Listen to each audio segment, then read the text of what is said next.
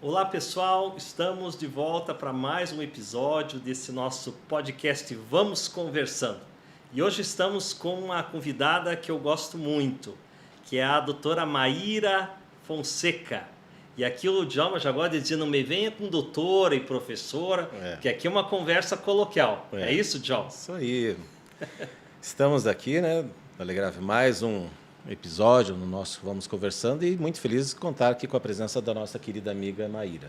Seja bem-vinda, Maíra. A Maíra, se eu for falar o currículo dela, sim, é muito vasto, mas eu quero destacar, né? Ela é advogada, tem mestrado na Federal, tive o prazer de estar na banca dela, fez doutorado na USP, é palestrante. Mas a primeira pergunta que eu quero fazer para a Maíra, para minha amiga Maíra, é o seguinte: como é que você dá conta? Você é mãe de 2 meninas, você tem lá uma liderança na OAB, tem um escritório próprio, dá aula, advoga, faz sustentação oral e ainda deve fazer academia e deve fazer a unha.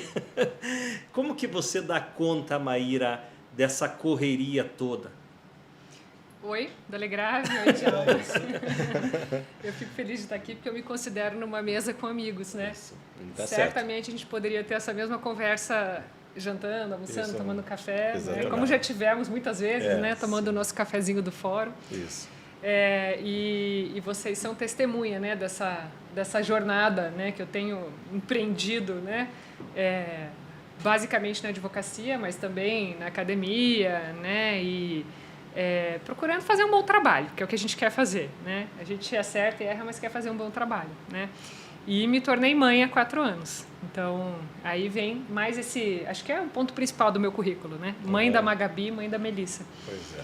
E eu acho que só é possível dar conta porque eu conto com um companheiro, que é o pai das minhas filhas, meu marido, Guilherme, que entende que todas as atividades de cuidado em relação às nossas filhas, à nossa casa, são de nós dois. Né? Então, acho que isso é fundamental. Então, assim como eu dou conta, ele dá conta. Né? Então, na mesma medida, um ajuda o outro ali e a gente vai dividindo as missões. Você sabe que você é muito admirada pelas advogadas da sua idade, né? Sempre eu vejo assim, elas, Maíra é uma referência. Eu acho importante isso. Só que isso cria também uma responsabilidade. A partir do momento que a gente se torna referência. E aqui vem a segunda pergunta que eu quero fazer para você. Você já conquistou muitas coisas, mestrado, doutorado, como eu disse, 2 livros. Qual que é o segredo? Disciplina? E eu faço essa pergunta também para o meu compadre Djalma, que é mentor e que trabalha essas questões de ritmo de vida, de comportamento. Djalma, quando você vê uma pessoa assim de sucesso, uma pessoa dando certo na correria do dia, você, pelo teu olhar, você já diz o quê? Ela é disciplinada, ela tem foco. Como que você vê essa questão? Disciplina, né? Disciplina, veja, esses dias eu vi alguém falando uma coisa curiosa, né? Falando assim, eu não sou disciplinado. Daí a outra pessoa falou, não, mas você não escova os dentes todos os dias? Exato. Você não toma banho todos os dias? Você não tem um prazer escovando os dentes. É um hábito, você incorpora isso e você vai olhando, a vida é cheia de pequenos hábitos, né? E você vai criando uma rotina. E muitas vezes com as distrações que nós temos no mundo de hoje, né? As distrações principalmente virtuais, né? Eu estava vendo a Maria Homem, aquela psicanalista, falando sobre as chupetas, né? Ela falou que hoje, não só para as crianças, e também para as crianças, quando chega no restaurante você dá o iPad, que é a chupeta. Tipo, não incomode, pegue a chupeta. Aí o adulto tem a chupeta, o Instagram. E você vai fazendo um monte de distrações, vai somando tudo isso e daí você, mas eu não tenho tempo para nada, né? Então eu acho que agora pode já faço um gancho aí, Maíra, que você tem um livro sobre o tempo, né?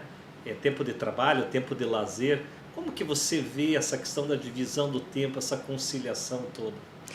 Eu acho que, Djalma, você falou um negócio que me pegou aqui, que é essa coisa do escovar o dente, de escova o dente todo dia. Eu tenho dado exatamente esse exemplo quando eu vou falar de 2 coisas que eu passei a fazer na minha rotina, que aí não tem nada a ver com trabalho, tem a ver com vida vivida a cada dia, né? Mas que eu passei a fazer todo dia e que eu considero que mudaram a minha vida. E eu passei a fazer todo dia porque eu adquiri consciência da grande importância. E aí, quando eu estou conversando com algumas amigas ou amigos, o pessoal fala, mas como você tem tempo? Eu falo a mesma coisa, eu falo, mas você não tem tempo para escovar o dente todo dia? Você não toma banho?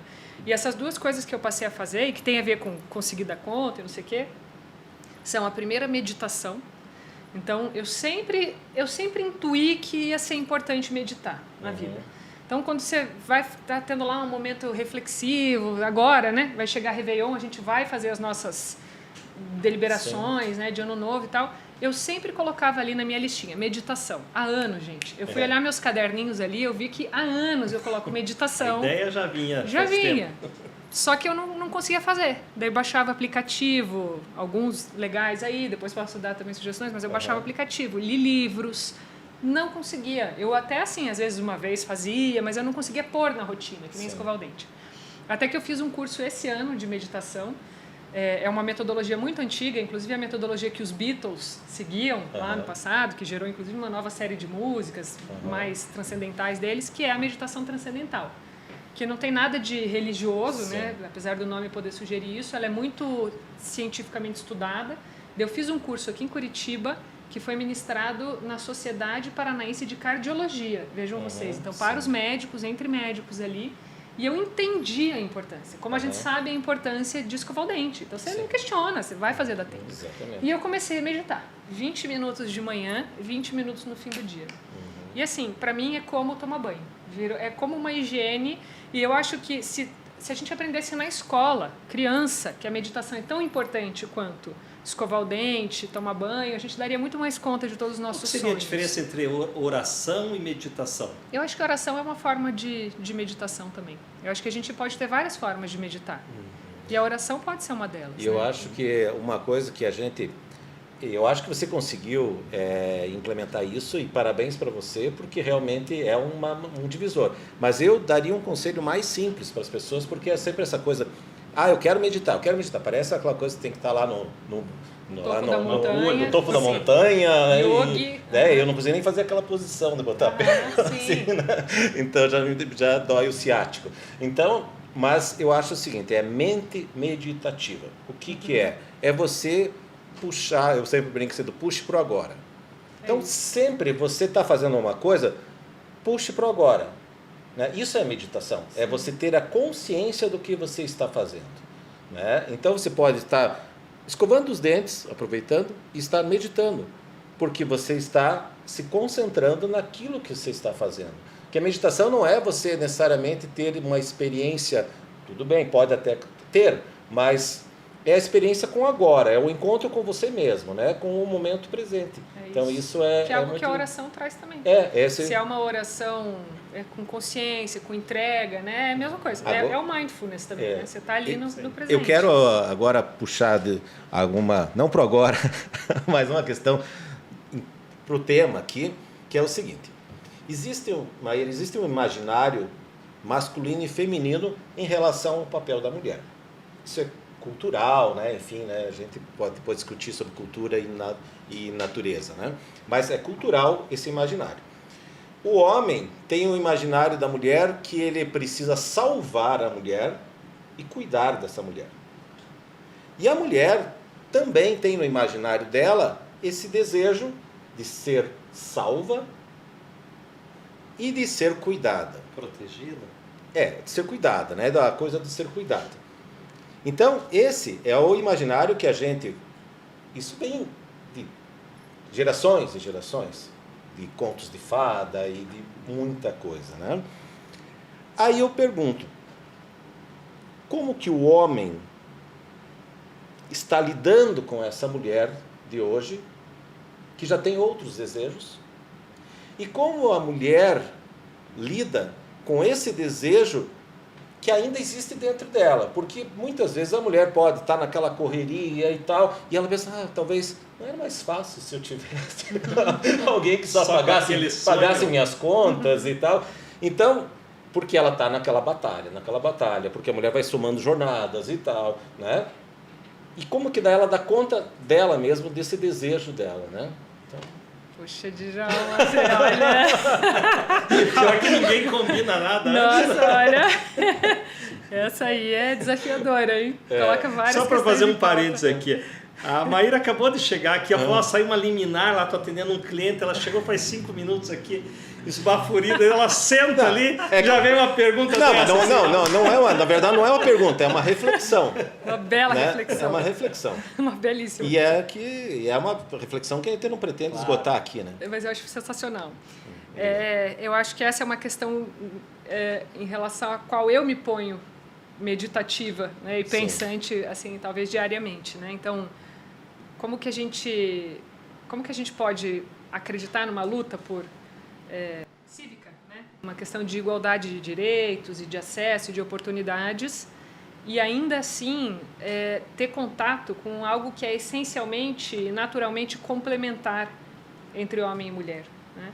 Eu acho que por um longo período, por exemplo, na minha vida, eu achava que eu tinha que, para ser bem-sucedido, eu tinha que trabalhar como um homem, seguindo aí, digamos, parâmetros sócio-históricos, né, e culturais do que seria trabalhar bem e o que seria sucesso, e algo muito associado a um modelo de vida masculino.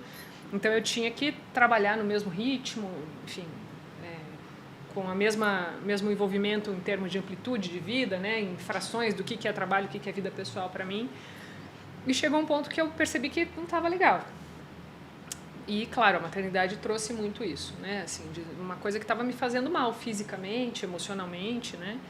E aí eu passei a questionar, e isso é uma reflexão crítica que eu trago em relação à carreira, o conceito de sucesso, o modelo de sucesso. E aí fui a uma literatura de executivas, grandes empreendedoras, mulheres, né? Que têm uma preocupação com a questão, né, sobre feminino e masculino, portanto essa questão de gênero hoje, né? Uhum. E elas também trazem essa discussão do que é o conceito de sucesso. É um conceito que só se realiza se você tem uma outra pessoa que está na tua casa cuidando da casa e das crianças e tal, e aí, portanto, é um conceito mais associado a um homem de um tempo atrás que estava fora trabalhando porque tinha uma mulher que estava em casa cuidando, ou a gente pode repensar o conceito de sucesso. E eu tenho me associado a essa ideia de repensar esse conceito de sucesso. Para mim, hoje, sucesso é poder também ter autonomia de horário, é poder escolher o que eu faço, o que eu não faço. Pô, que é mais sucesso que isso? Escolher coisas que dão prazer. Que dão prazer, escolher o trabalho que você vai fazer. Então, acho que, no fim das contas, foi batalhar para chegar nisso. E prezando muito por um negócio que tem quem vai chamar eu vou usar aqui uma expressão que eu acho que ela pode ter vieses, mas ela está sendo bem adotada só para dar o exemplo da ideia, do sagrado feminino. Então, acho que é importante estar em contato também com as questões essenciais do meu feminino, assim como eu quero estar em contato com as questões essenciais ali do masculino, no meu caso, do meu marido, meu companheiro, que eu escolhi assim, né, ter um companheiro homem, enfim, né, poderia ser diferente, enfim, mas... E esse masculino e feminino não necessariamente pertencendo a... eu, homem, posso ter esse contato com esse feminino e você com esse masculino. Com o masculino, também. sim, eu acho que são energias Vocês complementares. não acham que hoje o masculino e o feminino não se aproximaram? Porque antigamente o homem era o guerreiro, o batalhador, o homem forte, ele era até mais determinado. Hoje o homem se permite ser complexo, se permite ser vaidoso, ele cuida da aparência, ele faz análise e ele tem também até um lado assim, e veja que interessante como isso afeta os conceitos. Eu estava estudando sobre o conceito de histeria. E aí ele começou com o pai da medicina, né? Que é Demóstenes, né? Que ele traz essa questão, porque a palavra histeria vem de útero. Então é uma inquietação que você tem constante. Só que depois o Freud alargou isso para dizer que a histeria também existe no universo masculino. E Lacan, que veio depois de Freud, alargou mais ainda para dizer o seguinte: esse homem de hoje que é tão complexo, vaidoso, se permite errar, se permite escolher, também está preocupado com o outro, esse homem hoje também tem suas histerias, que é esse processo de somatizar. Eu tenho um estranhamento psicológico e eu estranho gritando, ou com dor de cabeça, ou a necessidade de fazer análise. O que eu tento passar para vocês é o seguinte: antigamente parece que estava mais delimitado o macho e a fêmea, a questão sexual, a questão do estereótipo do homem e da mulher. A mulher dona de casa brincava de boneca, de rosa, o menino. Hoje as mulheres jogam futebol, fazem artes marciais. Os homens também têm alguns hábitos que antes eram... Não lhes parece que houve isso? Eu vejo como um olhar saudável, uma aproximação, antes era mais estanque, entre o universo masculino e o universo feminino, na opinião de vocês? Eu acho que tem um processo dialético, sabe? Historicamente, a imagem do feminino e do masculino se estancam e se imiscuem, né? Se estancam e se imiscuem, porque você vai falando dessa coisa da vaidade do homem, né? De se permitir ter até fragilidade, sensibilidades. Eu fiquei pensando na monarquia francesa, né? No Palácio de Versalhes. Agora não lembro se foi o Luís XIII, enfim, qual Luís que foi. Tem ali. até o salto, né? Luís XV que foi famoso pela vaidade. Que era o Rei Sol, tem né? Tem o salto que é Luís. Isso, que foi o salto dele. E assim, eram roupas super luxuosas, super, né, ligadas a um conceito de vaidade. Ou até a coisa se a gente for levar para a interação sexual, né? Se a gente pensa na Grécia Antiga, era absolutamente comum haver a interação sexual entre homens sem que isso gerasse uma taxação social, era normal, né? Então eu acho que a gente vai tendo momentos históricos, né, de maior aproximação e maior afastamento, que vão tendo interesses pontuais, né? Então chega um certo momento histórico em que fica interessante para o modelo produtivo hegemônico, né, para o modelo capitalista, principalmente do século XX, que a mulher esteja em casa, cuidando da família, dos afazeres domésticos e de todo o trabalho de cuidado, né, o tal do trabalho invisível, da economia invisível do cuidado, e o homem esteja fora trabalhando na fábrica, enfim, produzindo economicamente, né? Tanto por um postulado produtivo quanto por um postulado de submissão mesmo, né? Só que isso vai se transformando. Eu acho que assim, oprime e gera reação. Aí oprime, reação, dos dois lados, né? Então é um processo histórico que vai mudando. Estava vendo até uma matéria hoje, ou ontem, sei lá, falando da moda masculina, muito interessante, porque mostrava fotos assim de looks de jovenzinhos ali, dos seus 20 anos, na década de 80. Talvez vocês vão achar fotos de vocês aí assim também. Na década de 80 é um... Então, que era assim, shortinho bem curtinho, que os homens usavam, blusinha mais justinha. Normal, cara de mão dada com a namorada, com, né, uma roupinha até às vezes meio curta a blusa, parecendo um pouco a barriga. E aí vem toda a crise do fim da década de 80 da AIDS, que acaba sendo muito associada ao universo, muito preconceituosamente, né, o universo homoafetivo. E aí a moda começa a querer demarcar quem é gay e quem não é gay, né? Como se tivesse alguma valia, enfim, do ponto de vista social isso, né? E aí vem aquelas camisas mais largas, umas calças mais soltas. Então você vê, né, como a moda transforma, às vezes de maneira preconceituosa e enviesada, né? Como foi o caso. Então ali, na década de 80, vendo roupas que hoje talvez só uma moça possa usar. Então isso vai se transformando, né? Então a gente avança e reflui, avança e reflui. Uma coisa que eu acho assim que pega na mulher, e obviamente a mulher de hoje, claro, a gente vai falar da mulher do trabalhar fora. Uma coisa que eu estava vendo é o seguinte, né? A mulher negra, ela sempre trabalhou fora, né? Porque ela não tinha esse luxo de o marido que não, né? Então é uma, aliás, a mulher pobre, eu diria. Mas a negra, a preta, mais ainda, né? Só abrindo um parênteses aqui, eu estava vendo sobre falar sobre e falar de. Vocês sabem a diferença? Olha só, nunca pensei nisso. Também não. Eu vi o professor Cortella explicando. Olha, que interessante, conte. Falar de é quando você tem lugar de fala. Falar sobre é quando você não tem. Então eu posso falar sobre feminismo, mas não de feminismo. Entendi. Né? Interessante, né? Interessante. Nos dias de hoje. Então, mas daí eu queria, voltando ali ao que eu estava falando antes, a pergunta, ou a questão é a seguinte. Eu vejo a mulher naquela... porque existe o que é natural e o que é cultural. A gente sempre se debate com isso, né? Até que ponto você tem comportamentos instintivos, como, por exemplo, a questão de optar por não ser mãe, né? Eu, do ponto de vista pessoal, do ponto de vista assim, intelectual, enfim, até cultural, eu acho uma escolha plenamente plausível, né? E é um direito da pessoa. Mas eu fico me perguntando sobre a questão, às vezes, de instinto. A que preço isso tem? Porque o instinto é uma coisa dura. Mas não era bem isso que eu ia falar, até porque você tem filhos, né? Então não seria bem a questão.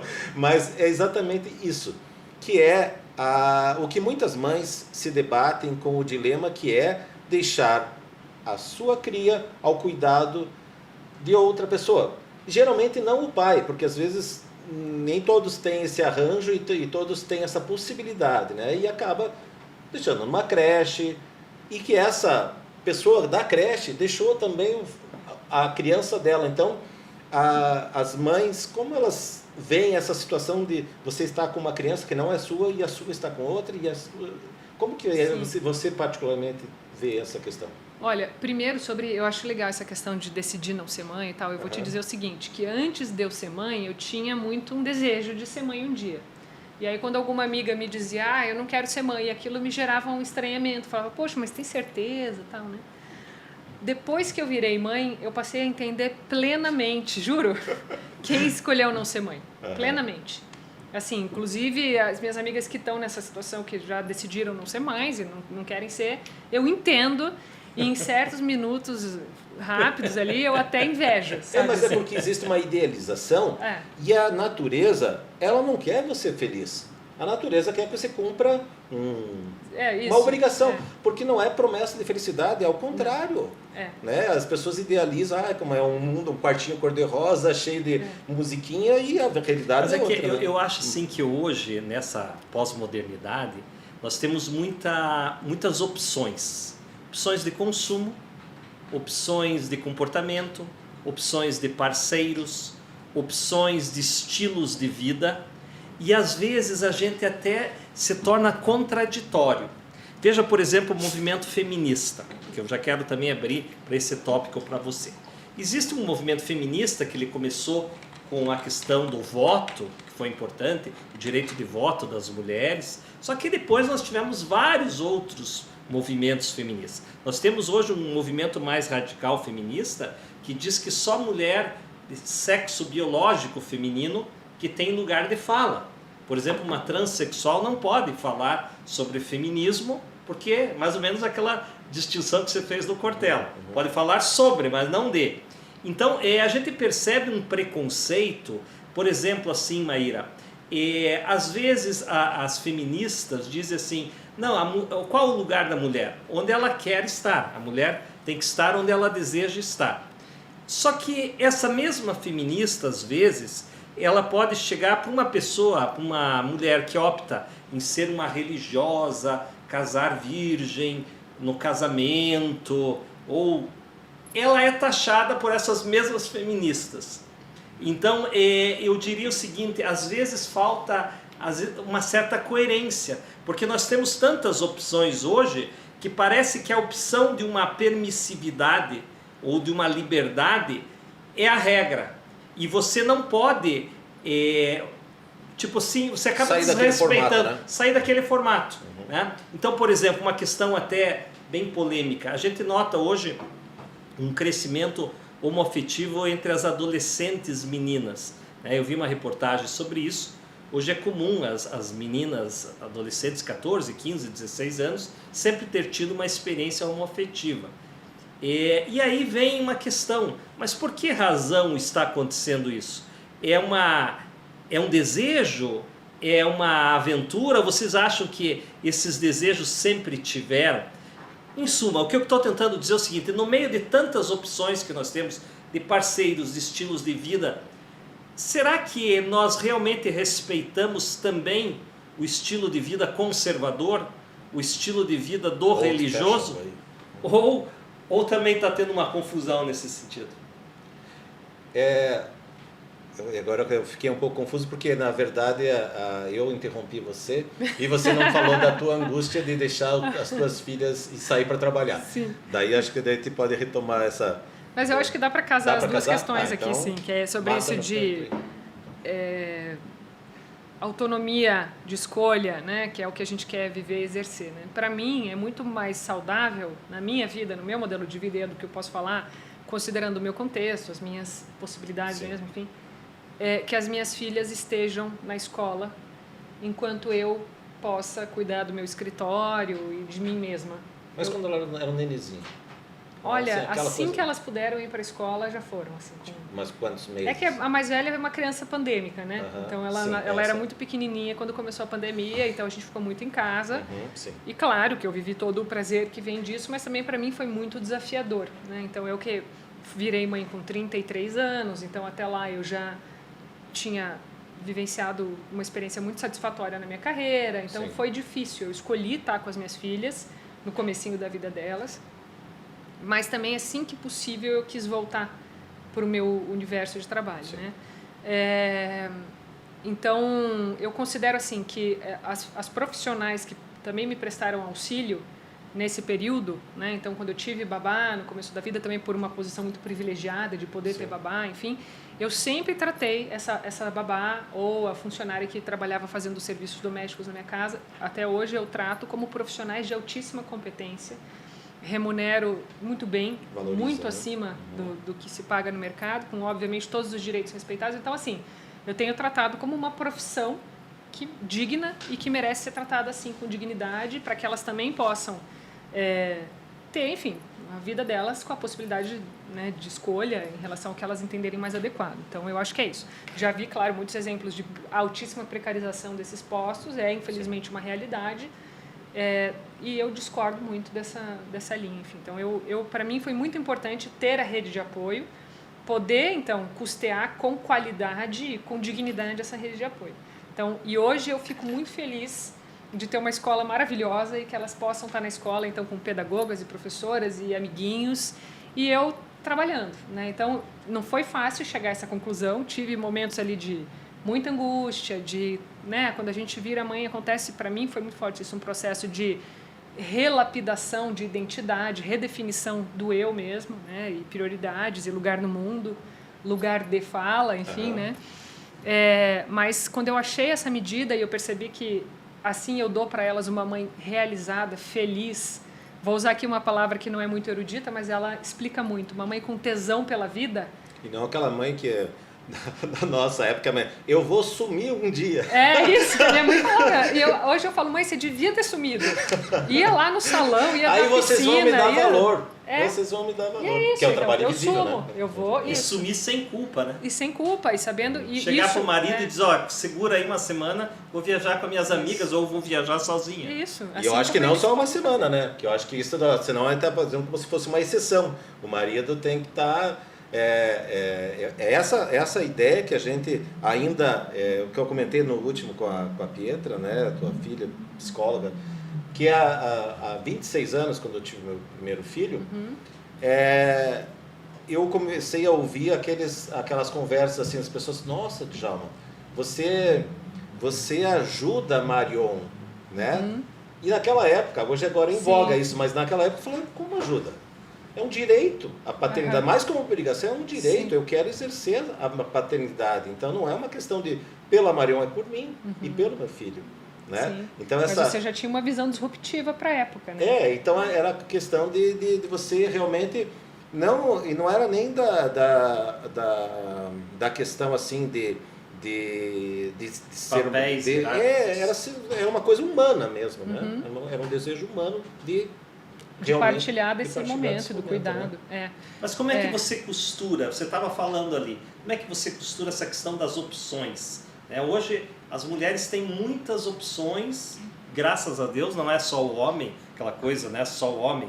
A mulher hoje, ela tem... Veja, por exemplo, assim, Maíra, não te parece que as mulheres, ao mesmo tempo que se empoderaram, elas também começaram a absorver alguns defeitinhos dos homens? Por exemplo, a mulher hoje é um pouco mais agressiva, e eu acho bom também que seja, porque ela se impõe, chega daquela coisa de só levar, né? Então a mulher se impõe, ela delimita o território, ela delimita a postura dela no ambiente de trabalho, por exemplo, de banco, que é tão competitivo. Se a mulher não tiver um mínimo de imposição, ela é engolida ali, né? Mas eu percebo assim, por exemplo, existe aquele movimento, desculpa eu falar, horroroso, daquele Red Pills, né? Como que é? Red Pill?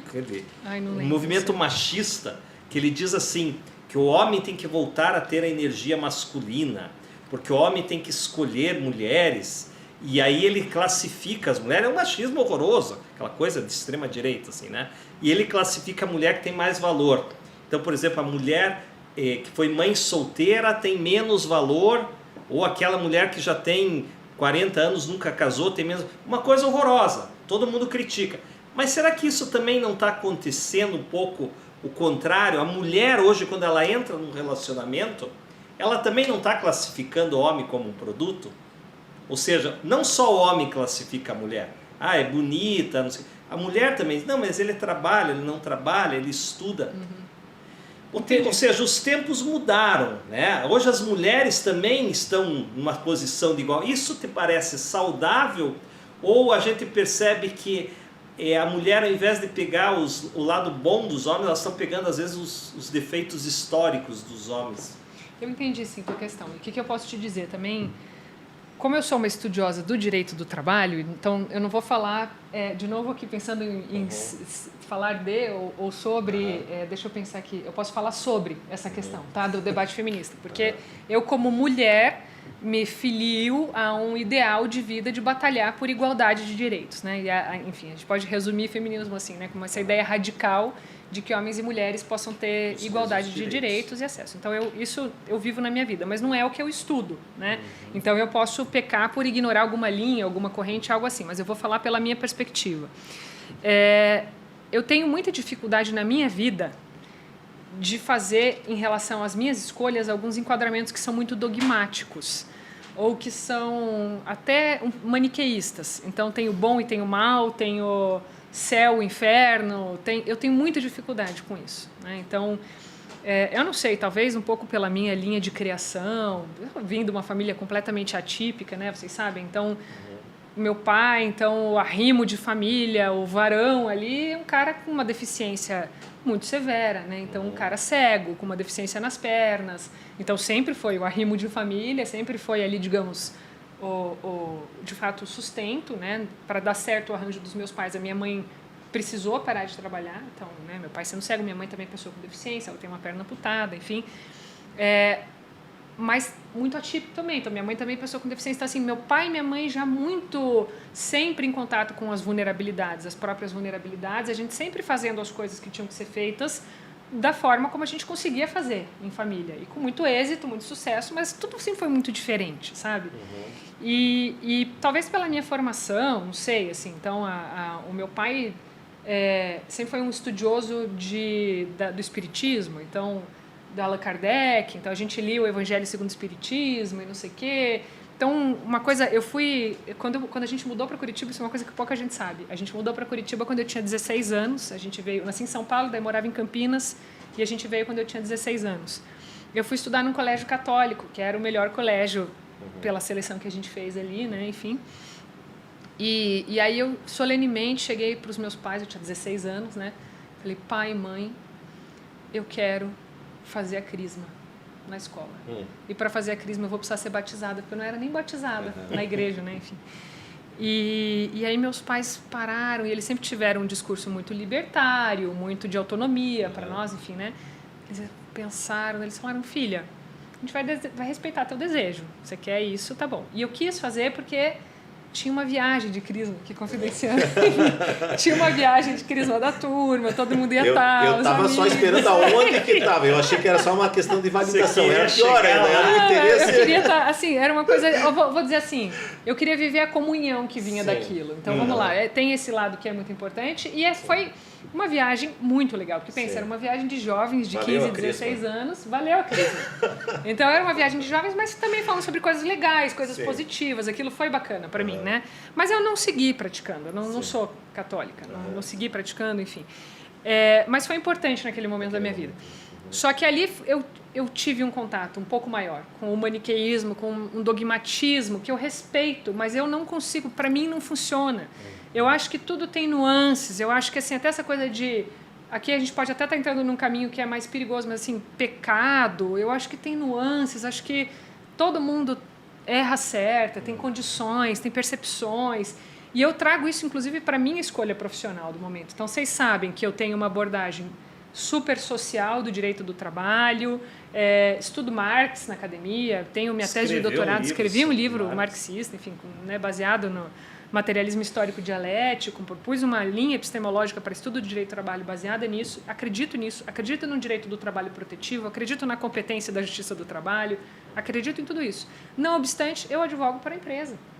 Então, assim, até às vezes quando eu vou fazer uma palestra, recentemente estive lá no TRT fazendo uma palestra criticando decisões recentes aí que têm usurpado a competência da justiça do trabalho e tal, e parece às vezes que eu estou fazendo uma coisa que é um pouco panfletária, e eu falo, olha, mas eu quero dizer o seguinte, eu quero deixar claro aqui, que eu estou falando porque eu sou estudiosa do direito do trabalho, acredito cientificamente nos postulados do direito do trabalho. Mas não é porque é o certo, o errado, o bom ou o mal, porque eu sou advogada de empresa. E mesmo advogando para a empresa, eu defendo uma boa aplicação do direito do trabalho. Então é isso, esses dogmatismos muito assim, engessados, eu tenho dificuldade. Eu acho que a gente tem que perceber nuances, perceber movimentos. E aí eu entro nessa questão de um radicalismo, né, de um feminismo radical que acaba, talvez, em alguma medida, absorvendo questões de um machismo deplorável, né, assim. Enfim, eu acho que isso pode acontecer, mas eu acho que é muito possível a gente ser muito, digamos assim, feminista. E aí, de novo, falando de experiência, não de linhas de feminismo acadêmicas, porque daí não é também minha frente de estudo. Mas eu me considero uma pessoa feminista, mas que eu também procuro observar as nuances das coisas. Então, as nuances do feminino, as nuances do masculino, as nuances do que é excludente, do que é inclusivo, do que é... O que é bom para aquela pessoa, o que é bom para empatia, essa. né? Porque a mulher, dentro do que eu vejo, do que o Dalegrave pôs ali, colocou, eu acho que as referências, é mais ou menos o que a Maíra falou antes da maternidade, né? De buscar uma referência no feminino e não da conduta masculina. Uhum. Né? Ela tem que perder a referência masculina, ela tem que buscar a referência feminina mesmo, né? O que é ser mulher mesmo, né? O que ela vê como ser mulher e que mulher que ela deseja ser, né? E não alguma coisa só refratária em relação ao homem, né? Tem que buscar a sua identidade, até então aquela questão do empoderamento, né? Dessa palavra. Eu prefiro a palavra potência, porque o poder eu acho que é negativo porque ele remete à opressão e força. Parece sempre o poder sempre está alguém que resiste, a alguém serviço de uma opressão. Já a potência não, já é positivo porque é uma capacitação e realização. Eu gosto disso. Inclusive, quando eu agora vivo esse processo de educar as minhas filhas, então 2 meninas, e pensando né, que elas possam ter uma vida feliz, com autonomia, com liberdade, né, eu uso muito essa palavra. Então, estão com medo, eu falo, você é uma menina potente, você vai dar conta disso. Você é potente, né?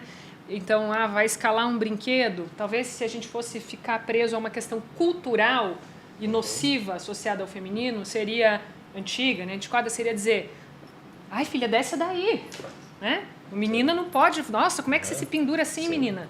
Você tem que brincar aqui de boneca, né? Isso é cultural.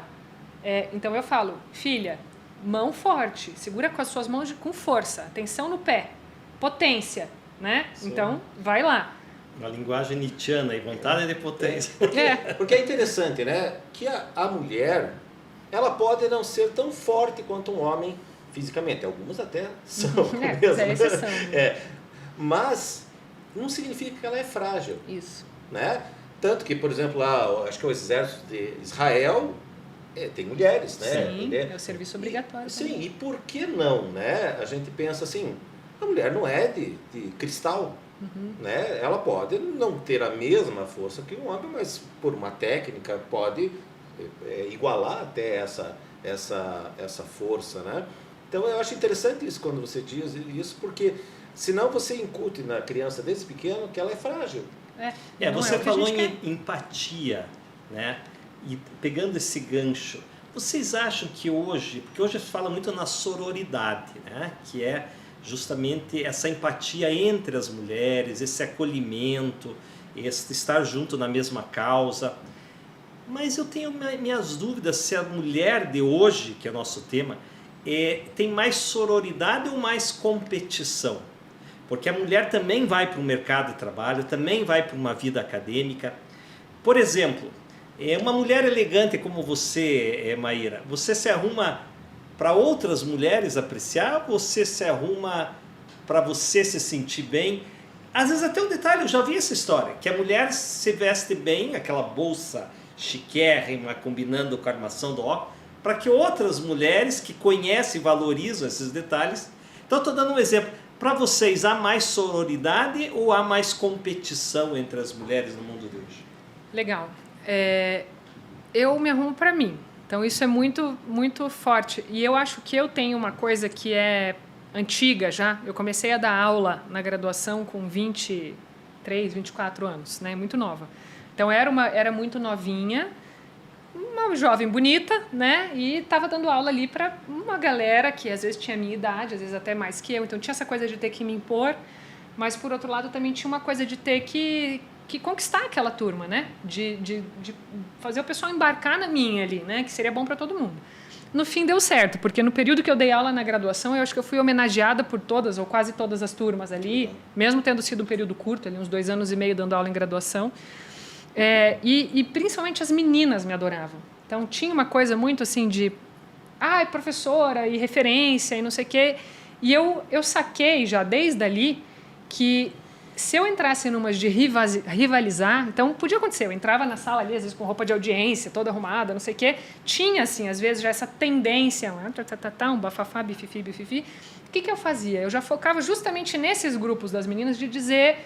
E fulana, e qual que é a tua opinião? E você? Olha, boa reflexão, fulana, e não sei o quê, de trazer as meninas. E quando elas vinham me falar, professora, nossa, é muito linda, você não sei o que, eu falo, nossa, também, essa turma aqui só tem menina linda, que legal, né, essa turma... E assim, então sempre de valorizar muito, puxar as mulheres para o lado, para perto, né? E isso sempre funcionou e eu continuo fazendo isso. E eu acho que assim, então, se a gente está mais competitiva ou não, acho que a gente pode estar mais competitiva e eu acho que é saudável isso se a competição for ampla e restrita, ou seja, não só em relação a outras mulheres, né? Eu não tenho que ser melhor que outras mulheres, não. Eu quero ser promovida, eu tenho que ser melhor que todo mundo que está ali, né? Todos os meus concorrentes. Isso eu acho que é ok. Ou seja, eu não vou me mixar para o homem concorrente e ficar rivalizando com a mulher. Porque essa rivalização entre mulheres, ela é cultural e histórica também, né? Também é uma coisa imposta, enfim. É uma coisa até ótima para o patriarcado, né? Que a gente se odeie, né? Então, que a gente perdoe os homens e criminalize, culpabilize as mulheres. Isso não é legal. Então, eu acho que as coisas podem andar juntas, né? Então, essa ideia de sororidade, da gente se apoiar como mulher e se acolher. Agora, claro, não significa que a gente também vai ser negligente numa eventual disputa, você está na disputa. Porque né? eu digo isso porque, historicamente, as mulheres se empoderaram, passaram a ter essa potência muito recentemente. Né? Nós estamos falando aí de meio século. Se nós puxarmos um século para trás, não há esse empoderamento. E aí, até eu peguei um dado aqui, até o século XX, por exemplo, na Inglaterra e na França, a mulher, para poder escrever um livro, ela tinha que ter autorização do marido. Na Arábia Saudita, até 2018, agora, a mulher, para poder dirigir carro, ela tinha que ter autorização do marido. Então, a sororidade, ela vem resgatar uma importância histórica, no sentido seguinte, olha, nós penamos muito, e agora que nós estamos começando a ocupar espaços públicos, como professora, na política. Então, se nós não nos unirmos, quer dizer, se agora... que nós estamos começando, não nos dermos as mãos, quer dizer, nós vamos ficar frágil. Então, eu acho que a sororidade, ela vem com esse desafio. E aí eu pergunto para você, você sendo mulher, como advogada, você já sentiu na pele algumas limitações ou desafios pelo simples fato de ser mulher? Ah, sim. Muito. Muito, muito. Eu vou reproduzir aqui um depoimento, né? Eu vejo... Então, eu estou com meu marido há 17 anos, ou seja, desde os nossos 20 anos. Então, a gente se conheceu ali na metade da faculdade, começou a namorar. Então, a gente viveu muito esse processo juntos, né? De se formar, virar advogado, começar a trabalhar, daí a gente teve escritório juntos, E o próprio Guilherme... Então, assim, claro, ele vê o meu discurso, o que eu falo, o que eu estudo, aquilo pelo que eu batalho, ele está ouvindo, ele é um cara que está em contato com essas discussões. Mas ele mesmo chega a um certo ponto que ele olha e fala, nossa, não é possível. Como, para mim, as coisas são mais fáceis. Então, assim, é um depoimento testemunhal ali, né? Ele fala, como é possível? Vendo, assim, ouvindo as coisas que eu ia relatando no dia a dia, né? Os reveses, né? Enfim... seja fazendo uma audiência, seja, né, numa discussão de sociedade ou algo assim, né? E a ministra Carmen Lúcia diz que a mulher é muito mais interrompida quando fala do que um homem. Muito. Tem dados, né? Acho que é 2 ou 3 vezes mais interrompida. Quando é ouvida, né? Quando é ouvida, isso. E ainda precisa de um homem que vá repetir exatamente o que ela disse para revalidar o que ela falou. São os vieses, né, de gênero. Então, todo dia a gente passa por ou algumas agressões ou microagressões. Então, assim, agressões, claro, isso, até para a minha geração ainda era muito comum. Ainda bem que para gerações mais novas isso já é bem mais hostilizado por parte das mulheres. Mas para a minha geração a gente encarava como algo comum da carreira ter que lidar com avanços inapropriados, né, de colegas de trabalho, de pessoas com quem a gente interage em razão da carreira. Teve uma situação mais ou menos recente aí que eu fui numa reunião era uma questão, enfim, não vou ser muito específica, mas era uma questão de produção relacionada ao universo rural, né? Essa reunião tinha 30 pessoas, era uma reunião grande, quase 30, umas 27 pessoas. Eu era a única mulher na sala, a única entre produtores, donos e outros advogados. Né, uma questão peculiar ali daquele contexto. Tudo bem, até aí você já vê, bom, por que será, né? Que as lideranças aqui não tem mulher tanto quanto tem homem, tem já isso. Eu saí dessa reunião e eu fiz colocações como advogada ali, inclusive em outra língua, enfim, né? E quando eu saí da reunião, eu recebi uma mensagem de um dos participantes da reunião. Eu falei, nossa, que interessante, vai dar algum trabalho aqui, né? Vai virar... Foi uma cantada. Uma cantada. Era uma cantada. A única coisa que eu recebi saindo dessa reunião foi um cabeçudo, um sem noção, que, assim, a gente foi objetivo. Ele falou, escuta, você é comprometida? Toparia ir jantar? Eu falei, gente, você tá brincando, né? Se enxerga, um cara feio ainda, sabe? Que tá com uma autoestima completamente distorcida. Então, assim, isso é um exemplo. Né? E ainda com esse testemunho do meu marido. Você falou isso de autoestima ainda nessa linha da mulher. Você já deve ter visto aquela pesquisa, né, da autopercepção, né, que as mulheres, eu não sei quantos % das mulheres mudariam algo na sua aparência física, e os homens, parece 90%, 95% se acham perfeitos, né? É impressionante isso, né? Eu acho que isso a gente pode olhar de dois modos, né? Pode olhar que realmente não tem noção, né? Não tem espelho, não tem... Mas, por outro lado, talvez tenha até dentro da burrice, da estupidez, haja algum toque de genialidade nisso, né? A santa ignorância. Que é a santa ignorância de você não dar tanto valor a isso. Aliás, isso eu acho que o homem moderno peca nesse ponto. Porque, ele, de certa forma, ele quer ser escravo da superficialidade da beleza, tanto quanto a mulheres e que é uma escravidão mesmo. Né? Porque não pode isso, não pode aquilo, e você, quando você uma coisa que você não tinha no espectro masculino, esse incômodo, tem outros do espectro masculino, agora você acrescentou mais um.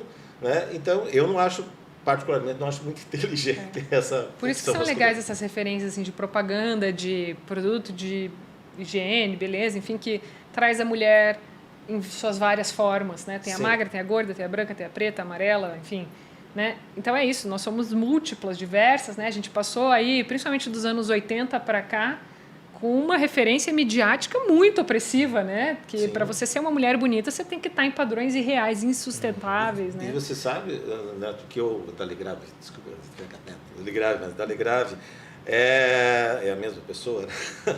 O Pelé e o Edson Tem uma loja, que eu não vou citar aqui, até porque eu não faço merchan e nem, enfim, mas seria um merchan negativo, que ela tem na vitrine modelos femininas totalmente disformes. São modelos que têm, além da magreza absurda, tem quase 2 metros de altura e parecem ETs.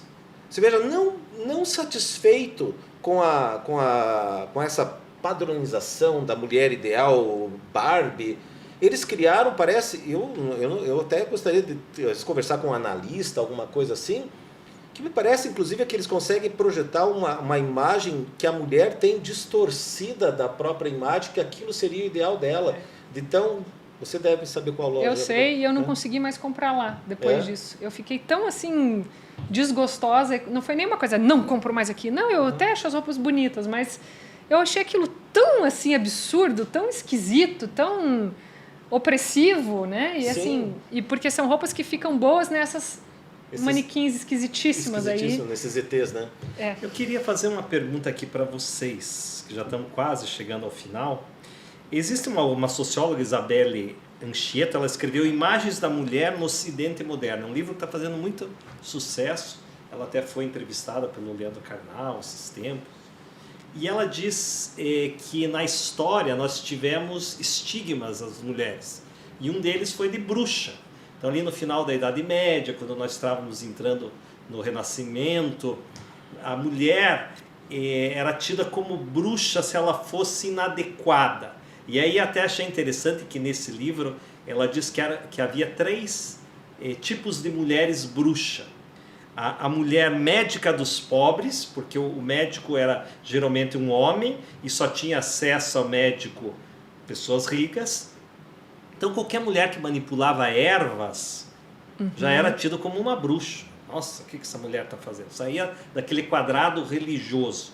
A mulher que ousava fazer uma mediação com o divino, que seria uma espécie de benzedeira, por exemplo, mulher que fazia uma oração diferente, também aquilo era um assinte, era uma provocação. Até porque era exclusivamente dos padres. Dos né? padres, era uma né? sacerdotisa. E ele tinha aquele monopólio, né, Isso. deles.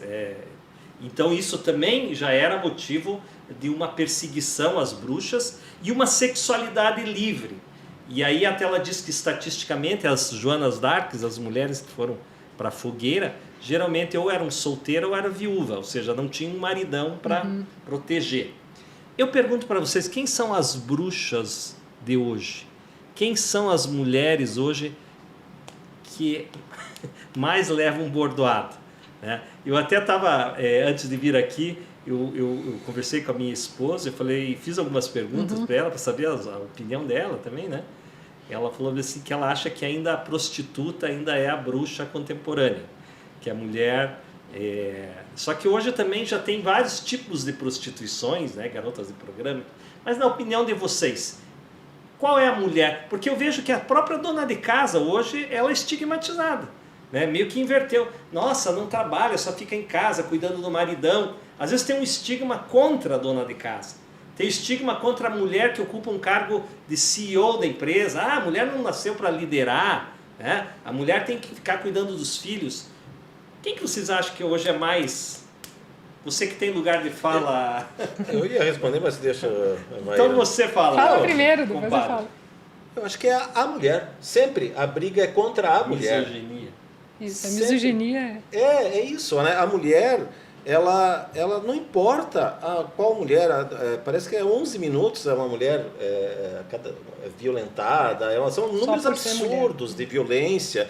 Não importa, a mulher é uma vítima constante. O pessoal fala Nunca agrada, né? o pessoal Machismo. fala de ideologia de gênero. A maior ideologia de gênero que existe é o machismo.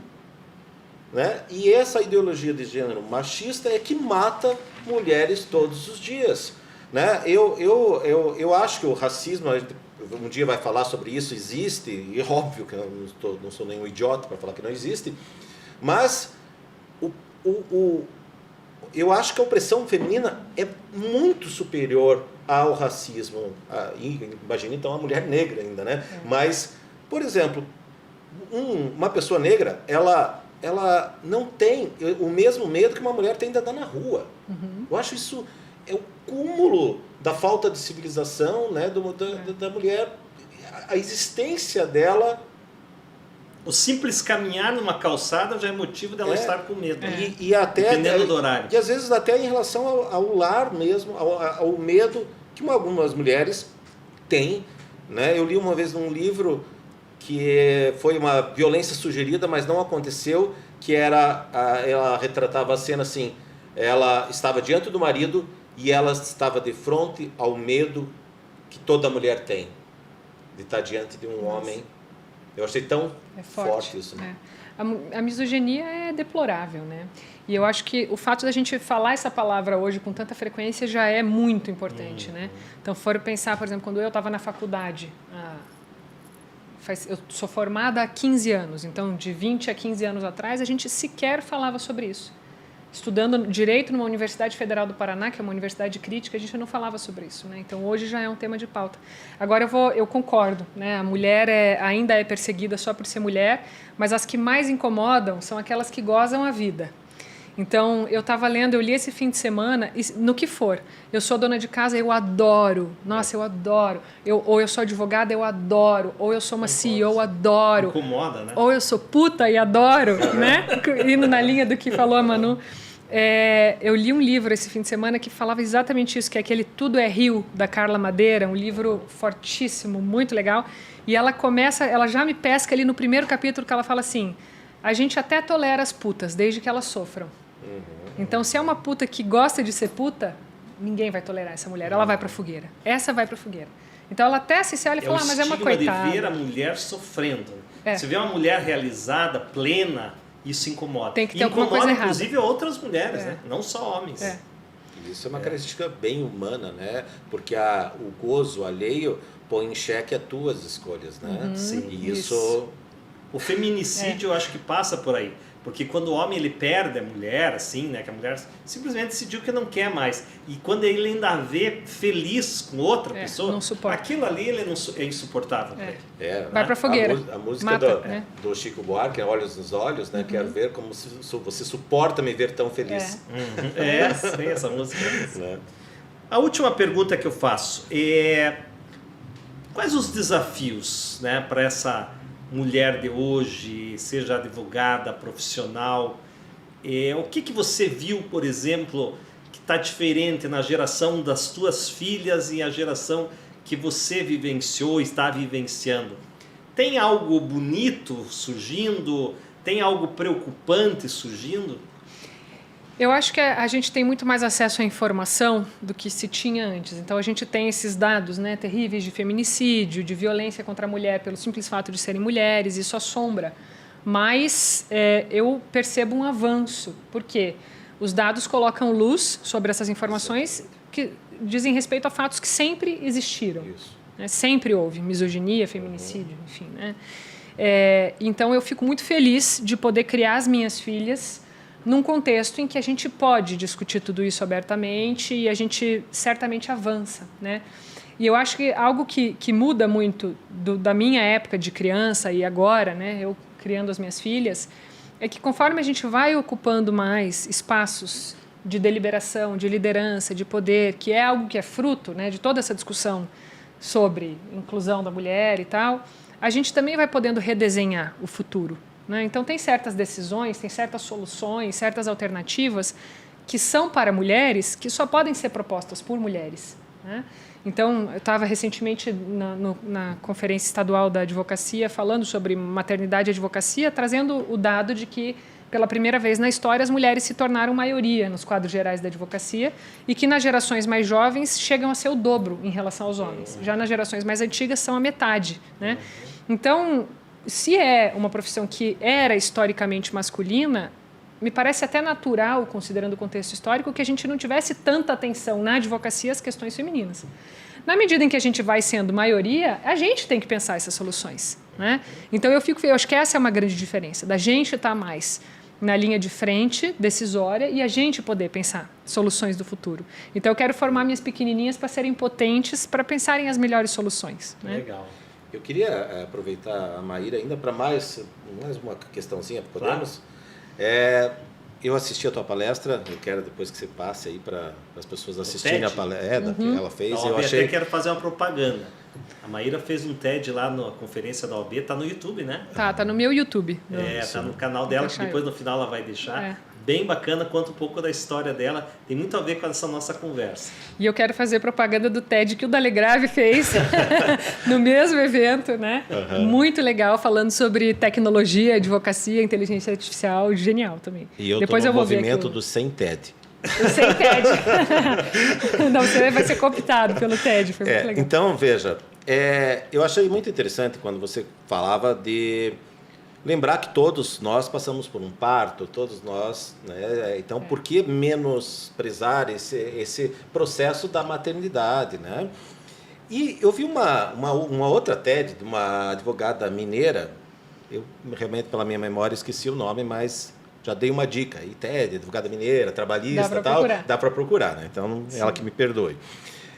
Ela fala também no contraponto que eu nunca tinha visto ninguém falar sobre isso, que é até que ponto os direitos constitucionais da maternidade reforçam as obrigações da mulher em relação à criação dos filhos, né? Porque ela acha assim que, por que o homem tem tão pouco tempo, né, a licença paternidade, e a mulher? Tudo bem, vai dar essa justificativa de aleitamento, toda aquela história.